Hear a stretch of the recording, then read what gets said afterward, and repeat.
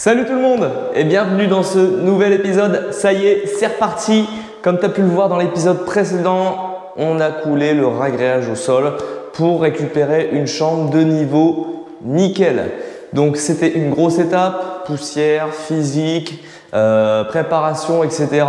Mais ça y est, le plus dur est fait. Aujourd'hui, on passe maintenant à l'étape de la pose du sol.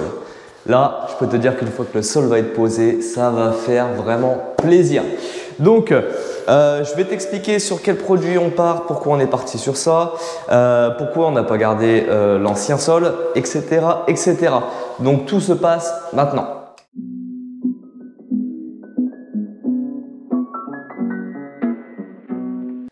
Donc voilà, comme je te disais, je vais t'expliquer le pourquoi du comment tout de suite. Donc, on a décidé déjà dans un premier temps de ne pas garder le sol parce que le parquet était ancien. Il y avait quand même des gros trous, des grosses différences, c'était pas de niveau. Donc nous, ça ne nous plaisait pas. Je sais que certains auraient aimé qu'on le rénove, donc qu'on le reponce, qu'on le revitrifie, etc. Personnellement, c'est pas une étape que j'affectionne le plus et c'est pas non plus un support qui me plaît tant que ça. Donc je suis désolé, mais nous, on n'est pas parti là-dessus. Par contre, du coup, on a refait l'étape du ragréage et là, on va poser des lames PVC clipsables. Donc, sur quoi on est parti? On est parti sur la marque Pergo. C'est une très bonne marque de tout ce qui va être sol imitation parquet en PVC. Tu vois, ils te garantissent le sol 20 ans. C'est déjà énorme. Donc, si eux, ils te garantissent ça 20 ans, ça veut dire qu'ils sont un peu sûrs de leur coût. Ensuite, on est parti sur la teinte chêne britannique que tu peux voir ici. On voulait changer un peu du rez-de-chaussée. Celui du rez-de-chaussée est quand même plus clair. Là, on est parti quand même sur un ton un peu plus mielleux qui fait un peu plus ancien pour pas non plus trop, on va dire, démoder la maison, rester un petit peu dans le thème de l'ancien. Donc, chez Pergo, tu as différents types de sols, différentes épaisseurs d'usure. Ta couche d'usure, c'est quoi la différence? Tu vas avoir une couche d'usure sur le dessus qui, elle, en gros, par rapport au passage de l'endroit où tu vas le mettre en place, eh ben, il te faut une différence couche d'usure. Donc, c'est-à-dire que si tu vas le mettre dans un local professionnel, un magasin, ce que tu veux, il faut que tu aies une couche d'usure très importante parce que tu vas avoir énormément de passages. Nous, on est parti sur une couche d'usure, on va dire, plus standard. Ça reste des chambres, un étage, ça va être en chaussettes dessus, pas de chaussures, etc. Donc, il n'y a pas de souci pour l'usure. Ensuite, on est parti sur du clipsable. Sache que chez Pergo, tu as donc de la lame clipsable comme ici. Donc la lame clipsable, en gros, elle se pose comme un parquet. C'est aussi simple que ça. Et tu as aussi la lame sans clic. Donc sans clic, c'est quoi? Ça veut dire que c'est une lame à bord droit. Donc tu n'as pas les deux petites languettes de chaque côté et tu viens la coller à la colle poisse. La colle poisse, qu'est-ce que c'est? C'est une colle que tu appliques au rouleau au sol. Tu la laisses sécher pendant 1 heure et au bout d'1 heure, tu peux venir coller dessus tes lames. Donc, tu peux venir les coller, les décoller, les recoller. Même dans 3 mois, si tu viens à changer une lame, tu peux retirer ta lame et venir recoller l'autre par-dessus. Ça se recollera. C'est ce qu'on appelle une colle poisse. Ce qui est pas mal aussi. Mais nous, ici, quand on voulait mettre une sous-couche, donc on est parti sur une sous-couche aussi de chez Pergo qui, elle, réduction de bruit, donc phonique et acoustique. Elle peut aller sur plancher chauffant et elle a une grosse masse de compression de 450 kPa. Le rouleau là, il fait 10 mètres par 1 mètre, il fait 10 mètres carrés, il pèse un poids de dingue. Je pense qu'il doit peser facile 20-25 kg. Donc c'est là que tu vois quand même que la compression de la matière est vraiment très forte parce qu'il est très lourd. Quand je travaille sur des produits, moi j'aime bien garder la même marque pour chaque produit. C'est-à-dire que si je pose un sol Pergo, je veux la sous-couche Pergo qui va avec. Je ne préfère pas différencier. On veut éviter les problèmes, donc autant prendre des produits qui sont compatibles directement. Donc voilà pour la présentation de ce qu'on va poser au sol. Tu auras aussi, mais ça je te le montrerai après, les plinthes qui vont avec. On est parti sur la même coloris, la même gamme de chez Pergo et ça on le reverra par la suite. Donc maintenant la première étape qu'il va y avoir à faire, elle est toute simple, elle est facile, elle est rapide. Ça va être de poser la sous-couche au sol. Donc la sous-couche, eh ben, tout simplement tu viens prendre ta cote, tu te retires 1 cm de jeu quand même et tu viens dérouler tes laits. Tu mets, si tu veux, un bout d'adhésif entre les deux pour bien maintenir ta sous-couche, qu'elle ne bouge pas au moment de poser ton sol. Et puis, il n'y a rien de plus simple. Donc là-dessus, je ne vais pas te faire un tuto. Hein. Je vais te mettre un petit time-lapse, paf, paf, comme d'habitude, assez rapide, où je déroule la sous-couche, où je mets l'adhésif.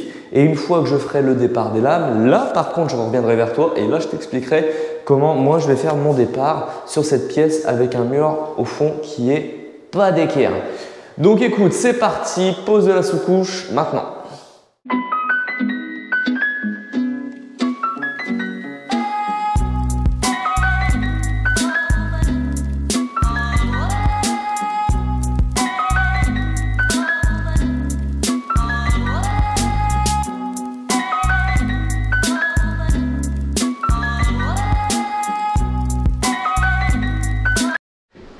Bon allez, ça y est, c'est reparti. Donc tu as vu, la sous-couche est mise en place.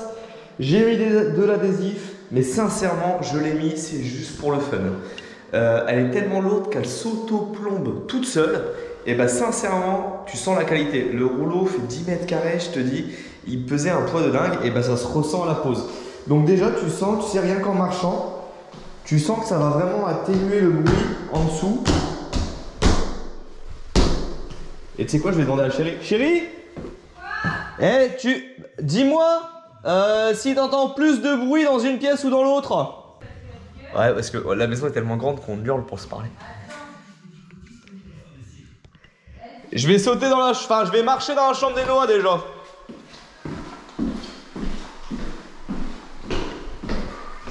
T'entends quelque chose? De quoi? Ouais, ok, je vais sauter.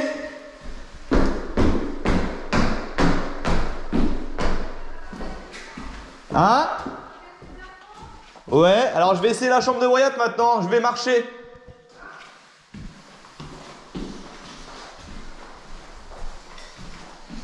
Je marche de la même façon. Hein? T'entends un peu moins et je vais sauter?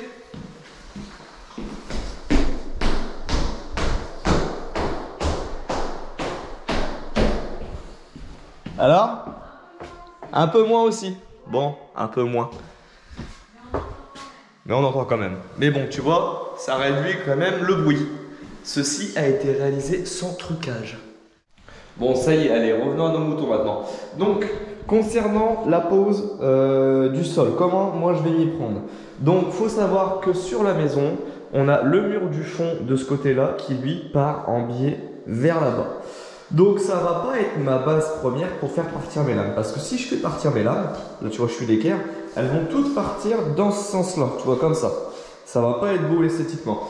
Donc le but ça va être de trouver un mur sur lequel on va baser notre équerrage. Et moi j'ai choisi ce mur-là.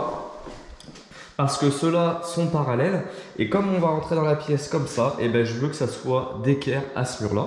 Et dans la chambre d'un côté, je ferai la même chose, je partirai d'équerre aussi.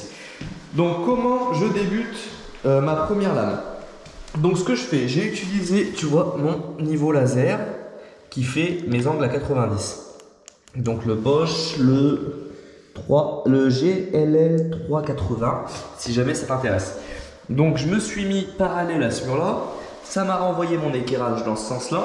Et là, ça me donne en gros, si tu veux, ma première lame. Ma première ligne. Donc moi je me suis basé, tu vois, mon trait de laser là, la même chose là-bas. Et maintenant je vais pouvoir avoir mon départ. Donc moi je me suis décalé exprès là pour avoir un beau bout de lame ici et pas juste une petite aiguille. De même là-haut où j'aurai quasiment 2 lames pleines au bout. Donc ça, je sais que c'est mon début. Donc ce que je vais faire tout de suite, je ne vais pas commencer à mettre des paquets dessus et à partir de là, à enfiler là et à revenir là par la suite. Je vais faire le plus chiant tout de suite, comme ça c'est fait, on n'en parle plus. Je vais préparer ici mon biais. Donc pour le préparer, comment je fais? Tout simplement, là je repars avec une lame pleine. J'aurais pu repartir avec une chute, mais je préfère couper avec une lame pleine. Je la présente dessus.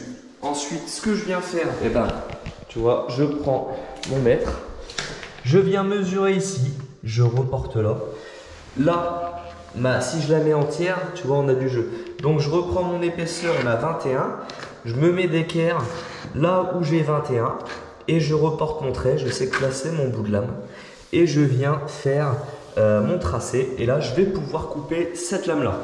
Donc en fait tout simplement pour moi mesurer pile poil à quel endroit ma lame va arriver, ce que je fais, je présente toujours ma lame parallèlement à celle-ci, je regarde où ma lame arrive, donc si ça avait été une entière, comme c'est une entière je me mets là, si ça avait été une chute je serais arrivé ici et j'aurais pris ma cote là.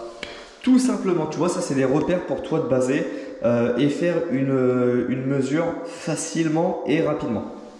Maintenant, cette lame là, il va falloir que je la coupe. Donc, sache que ça se coupe, ça peut se couper au cutter. Donc quand tu coupes au cutter, il faut que tu mettes bien 2-3 coups d'affilée pour réussir à casser ta lame en deux. Mais tu vas bouffer de la lame de cutter. Donc il n'y a pas de souci, tu peux le faire avec. Sachant que sur la longueur, c'est long de le faire au cutter. Donc moi, je te préconise soit une scie sauteuse, ça va très bien, ou alors ce petit outil là, tu vois, que je viens de me procurer, enfin il y a quelques semaines, mais que là je vais vraiment pouvoir tester correctement. C'est une mini scie circulaire, donc là de chez Wurth, et ça c'est super pratique. Et là je vais pouvoir venir faire mes coupes avec ça. Directement dans mes lames. Donc, je vais pouvoir soit couper comme ça ou soit là pour le coup faire mes longueurs. Ça va être ultra intéressant de pouvoir utiliser cette machine là pour pouvoir faire toutes mes coupes avec ça. Donc je te dis soit au cutter, soit avec ça, soit une scie sauteuse, ça marche très bien. Donc écoute, je prépare tout mon départ. Une fois qu'il est fait, on revient dessus et je t'explique après comment on repart pour la suite. Bon ça y est, première étape de fait. Chérie nous a rejoint en pleine pause, bataille, ce que tu veux, en pleine pause. Donc là, tu vois, le départ est vraiment pour le coup commencé. L'aiguille, donc ce que j'appelle l'aiguille, c'est la partie qui part en queue de billard tout le long. Lui, mesuré et posé. Maintenant que cette étape-là est faite, j'ai remis mon laser d'équerre. Je fais suivre vraiment tout partout. Tu vois ma ligne de laser, alors on voit pas très bien, voilà. Là on voit bien avec Chérie, tu vois, sur tout le long de la ligne. Maintenant que ça c'est fait, ce qu'il va falloir faire, pour éviter que ton sol vienne contre ton mur en mettant les autres lames, on va devoir le caler. Parce que même si c'est du PVC, ça travaille beaucoup moins que du bois, mais laisse-toi toujours de la dilatation. C'est super important, le long de ton mur, de tous tes murs. De toute façon, tu as des plaintes qui viennent recouvrir, donc t'embête pas, tu mets 5 mm de jeu, tu devrais être bien, il n'y aura pas de souci, il n'y a pas de plancher chauffant, donc ça ne va pas non plus travailler des masses. Mais on va se laisser un bon 5 mm pour être sûr et certain. Donc là, on va utiliser quoi? Tu vois, moi j'ai de la cale de ce style-là, avec différentes épaisseurs. Tu vois, de la 4, de la 6, de la 5. Donc voilà, donc là on va prendre un peu de cale. Tu vois, on va essayer déjà de partir sur la même couleur. Et comme ma coupe, elle n'est pas forcément super régulière parce qu'elle sera cachée par la plainte, on va commencer à mettre... Tu vois, un jaune déjà un peu partout, voir si ça passe. Parce que là, on sait qu'il est réglé. Donc, tu vois, j'en mets à chaque lame, à chaque début de lame. Parce que si je le mets là, tu vois, ma coupe, elle n'est pas pile poil. Donc, j'en mets un là. Et à partir de là, on va pouvoir tout régler. Tu vois, Chérie, elle fait pareil. Donc, ici, on a notre petite pointe, tu vois, qui vient jusque là. Donc là, j'en ai mis un ici. Donc, Chérie, elle en met un là, c'est bon. J'en ai mis un au bout là. Alors, on va en mettre un au milieu ici. Et là, tu peux essayer d'en remettre un là. Okay. Et maintenant, voir en fonction du jeu qui nous reste entre chaque cale, on va rejouer avec de la cale différente. Tu vois, on a la blanche et la plus fine. On va voir ce qu'on peut remettre en épaisseur. Donc, tu vois, on va le faire avec Chérie. Ok. Hop, tu vois, là j'en remets une. J'en mets quasiment deux même. Là, tu vois, j'en remets 3. Hein. Voilà. Hop. Ici, là-bas, peut-être que j'en mette une aussi. Donc tu vois, une fois qu'on est vraiment compte qu'on est en compression, c'est pour être sûr en fait d'avoir une ligne droite de départ vraiment droite. Parce que si jamais tu viens la pousser trop et qu'ici ça te fait une cassure, hein, j'exagère, mais ça te fait une cassure comme ça, ta cassure tu vas la retrouver à chaque lame. En fait tu la retrouveras à chaque jonction ici qui vont pas être pile poil perpendiculaires et du coup qui vont laisser un jour plus ou moins. Donc là, c'est vraiment comme d'habitude, je te le dis, ton départ, c'est l'étape la plus importante, le calpinage. C'est comme le carrelage, c'est comme le placo, c'est comme tout ce que tu veux. C'est une étape qu'il ne faut pas négliger. Il faut faire attention, il faut prendre le temps de la faire. C'est chiant, on sait, c'est long. Mais c'est important. Plus... Ah non, moi je pensais à plus c'est long, plus c'est bon. Alors, on n'était pas sur la même longueur d'onde. Je pense qu'elle le pensait, mais qu'elle voulait pas le dire avant. Non, non, j'ose pas. Elle est gênée après. Donc ça, c'est tout bon. Ce qu'on va faire, on va aussi, avant de continuer, on va partir avec... on va regarder, on va peut-être présenter une plainte et on va voir exactement si la plainte cache le jour qui est ici. Ok. On va chercher une plainte. Eh ben, on va chercher une plainte. Allez. Donc là, on est bon. J'ai vérifié, tu vois. Une plainte, en gros, c'est l'épaisseur de 2 cales comme ça. Tu vois, donc si j'aligne bien mes deux, on sait qu'on est bon. Il n'y a pas de souci, ça cache bien le jour. Donc ça, c'est mon départ est fait. On revérifie bien qu'on est bien aligné le long. Donc j'ai mon trait de laser là et j'ai le même trait tout partout. Donc ça, c'est bon. Il n'y a pas de souci. On va remettre si on peut, voilà, des petites cales à droite à gauche. Tu veux qu'on en remette encore? Ouais. On va en mettre un peu partout pour être sûr que réellement il bouge pas. D'accord. Très bien, chef. Voilà. Hop, tu vois, on remet de la cale. Comme ça, là, il est bien pris. Et peu importe là où on tapera pour emboîter toutes nos lames, et ben, on est sûr qu'il va être bien pris partout au mur et qu'il bougera pas. Alors après, si tu veux, tu peux aussi en mettre le long du mur là. Moi, je vais pas le faire parce que je vais respecter à chaque fois mes jours. Il n'y a pas d'utilité à le faire. Et la première étape, la plus embêtante est faite. Tu vois, ça prend du temps. Mais une fois qu'elle est faite, maintenant, on va pouvoir dérouler la pièce. Ça va être ultra rapide. Il n'y aura plus qu'à emboîter. Donc je vais te montrer, on va peut-être essayer de te montrer pour l'emboîtement d'une lame comment que ça se passe. Tu veux de là? Donc on va partir sur une chute. Une chute. Ouais. Tu veux laquelle? Ouais, là, celle-ci. Celle-ci? Celle-ci, après Pour la celle-ci. gommer? Ah oui. Ouais, il y a des crayons dessus. Ouais. Un coup de pencheur. Oui. Donc là tu vois, tu prends ta lame.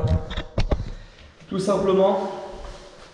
Tu fais attention, tu as une feuillure ici femelle et là tu as une feuillure mâle. Donc tu vois la feuillure mâle elle est comme ça, tu vois, et ta feuillure femelle qui la reçoit elle est comme ça. Donc moi je pars dans le sens où ma femelle accueille ma mâle. Comme ça, tu vois, je viens l'emboîter comme ça. Donc pour l'emboîter c'est tout simple, c'est facile, c'est rapide. Tu viens te mettre là, tu regardes bien ton jeu le long du mur et tout simplement tu viens la mettre en biais, tu joues un petit peu avec comme ça. Hop, après ce que tu peux faire, Un coup de maillet. soit tu prends ton maillet et tu viens la taper, tu vois comme ça. Là on le fait vraiment pour bien, parce que vraiment ça s'emboîte directement. Soit autre astuce, donc soit autre astuce, tu te prends une chute, tu vois, tu prends une chute, peu importe, tant que tu as une blanquette, tu vois mal ici. Et ce que tu fais pour pas venir abîmer ta lame en venant la taper, donc tu peux la taper aussi avec ça. Moi je suis pas fan parce que le métal ça peut t'abîmer un petit peu ton petit pan coupé que tu as ici. Donc moi ce que je prends c'est que je prends. Donc moi ce que je fais c'est que je prends une chute, tu vois, je viens emboîter, je viens mettre, tu vois, tu viens voir comment ça marche au moins, tu vois, ton emboîture comme ça dedans. Hop, alors attends, parce que je l'ai mal coupé. Tu viens mettre ton emboîture comme ça dedans. Et là avec ton marteau, eh ben, tu viens taper dessus. Et en fait là tu peux te permettre de bien rentrer ta lame. Sans abîmer ta lame que je viens de poser. Donc sache que ça tu peux le faire aussi avec du parquet. Moi ça c'est mon astuce à moi quand je fais du parquet. Je prends une chute et je m'en sers comme planche martyr. Tu vois, c'est elle qui prend et c'est pas ça que tu viens de poser. Donc peut-être t'inquiète pas, c'est juste un petit coup de trait, une erreur de coupe. On va mettre un petit coup d'éponge là-dessus. Et ça sera parti. Et ça sera parti. Et voilà. Et là on va essayer d'emboîter la deuxième pour te montrer comment on emboîte aussi. Et une fois qu'on t'a montré ça, nous faut qu'on enchaîne un petit peu quand même. Donc, pour emboîter, c'est tout simple. Tu viens refaire la même opération, sauf que là, du coup, t'as pas qu'une seule jonction, t'as les deux. T'as celle-ci et t'as celle-ci. Donc là, ce que tu fais, c'est que tu viens te mettre là. Tu t'emboîtes déjà le long de ta lame ici. Tu te mets au plus près là. Et là, ici, tu viens taper au maillet. Et là, tu as un départ qui est nickel. Donc le départ est fait. Maintenant, il faut que je parte chercher du matériel pour ici. Et avec Chérie, on continuera ça. Et je pense qu'on va pouvoir bien avancer normalement. T'es prête? Ouais, carrément. Bah, je t'attends. Hein. Bah allez. Allez, Ah, allez. attends. Va chercher le matériel, de C'est parti.